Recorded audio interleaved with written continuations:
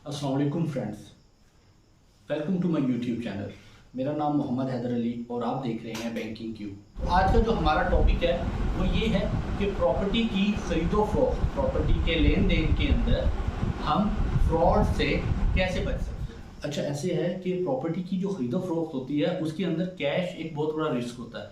वो इस तरह से कि कैश की जो पेमेंट होती है वो प्रॉपर्टी के अगेंस्ट नॉर्मली मिलियंस में होती है। आपको 10 लाख, 20 लाख, 30 लाख आप उनको या तो देने होते हैं या आपको लेने होते हैं। देते हुए इतना पैसा कैश आपको लेके जाना बहुत डिफिकल्ट होता है और उस दौरान आपसे वो कैश जो है इनसिक्योर होता है। वो कैश आपसे कहीं से छीना भी जा सकता है, आपको लूटा भी जा सकता है। और फिर जब वो कैश आप पार्टी को देते हैं तो पार्टी भी हेजिटेट कर रही होती है। दूसरी तरफ ये होता है कि अगर आप प्लॉट सेल कर रहे हैं, प्रॉपर्टी सेल कर रहे हैं, तो कैश आपने रिसीव करना है। रिसीव करते हुए आपके पास एक बहुत बड़ा थ्रेट ये होता है कि आया कि ये कैश आप यहाँ पर तो खरीद ले लेंगे, ठीक है, रिसीव कर लेंगे, लेकिन रिसीव करने के बाद उस कैश को बैंक तक लेके जाना या घर तक लेके जाना एक रिस्क होता है। और सेकेंडली जो चीज़ इसमें होती है कि इस कैश के अंदर नॉर्मली जो हमारे पास केसेस आते हैं वो कि आपको इसके अंदर फेक नोट बहुत ज़्यादा मिल जाते हैं और उस कैश को जो कि मिलियंस में होता है आपको काउंट करना एक डिफिकल्ट टास्क होता है। तो इन सब चीज़ों से, इन फ्रॉड से, क्योंकि जो हमारा एक माफिया है, ठीक है, जो स्पेशल खरीदो फरोख्त के ही बिजनेस को डील कर रहे होते हैं, उनमें से कुछ लोग ऐसे होते हैं जो कि कैश पेमेंट करना और रिसीव करना जो है बेहतर समझते हैं। इसीलिए क्योंकि वो उसके अंदर अपना जो है ये एक अहम किरदार अदा करते हैं जाली नोट को चलाने के लिए और लोगों को बेवकूफ़ बनाने के लिए। उनका काम यही होता है कि थोड़ी पेमेंट जो है आगे डिलीवर कर दी जाए और धोखाधड़ी के साथ खरीदो फरोख्त की जाए। अच्छा, इसके साथ साथ कैश श्योरिटी इसका एक इशू होता है। अब कैश श्योरिटी के अंदर मसला ये होता है कि आपको कंश्योर नहीं होता कि भाई आया कि पेमेंट कंप्लीट है या नहीं है।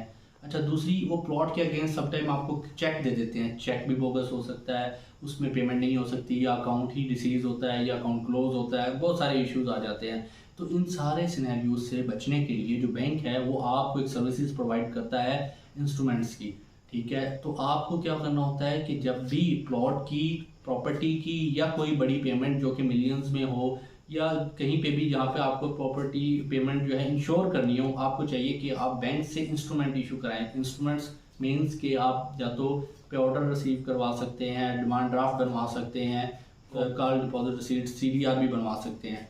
अब होता ये है कि बेसिकली ये तीनों इंस्ट्रूमेंट्स जो है पेमेंट इंश्योरिटी के लिए यूज होते हैं। 100% पेमेंट कंफर्म होती है इस इंस्ट्रूमेंट्स के अंदर। डियर फ्रेंड्स, जैसे कि कैश हैंडलिंग एक बहुत बड़ा रिस्क होता है, वहां बैंक ड्राफ्ट आपके लिए एक प्रॉपर डॉक्यूमेंटेड एविडेंस का काम देता है, क्योंकि इसको बनाते वक्त आप इसमें पर्पस यानी कि मकसद लिखवाते हैं।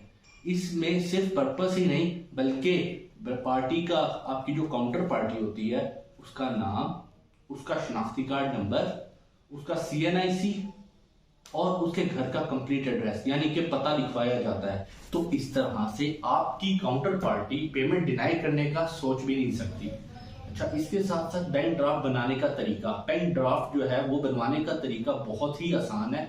आपने अपने अकाउंट की चेकबुक के हमरा अपने बैंक के मुतलका किसी भी ब्रांच में दाखिल होना है, ठीक है, और वहां पर जाकर एक बैंक ड्राफ्ट परफॉर्मा जो है ना वहां से ले लेना है। ड्राफ्ट का जो परफॉर्मा है वो परफॉर्मा आपने बिल्कुल कंप्लीट एक्चुअल डिटेल्स के साथ फिलअप करवाना है। अपना चेक उसी अमाउंट के अगेंस्ट उसके साथ अटैच करना है और बैंक जो है आपकी जो है डिटेल्स के मुताबिक आपको ड्राफ्ट बनाकर दे देगा।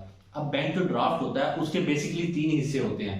एक हिस्सा जिसे बैंक कॉपी कहते हैं, बैंक जो है, बैंकर्स जो है आपसे वो साइन करके आपसे ले लेंगे ताकि उनके पास एक एक्नॉलेजमेंट आ जाएगी कि आपने बैंक से ड्राफ्ट बनवा लिया हुआ है और रिसीव कर लिया हुआ है। बेसिकली वो रिसीविंग होती है।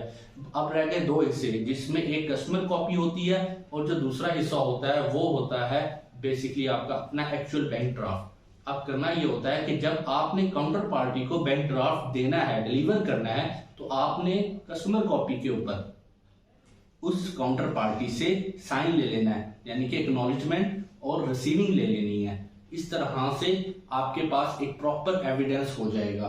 मुझे उम्मीद है कि मेरी ये वीडियो आपके आने वाली तमाम डीलिंग्स के अंदर जो कि प्रॉपर्टी से रिलेटेड है काफी मुफीद होगी।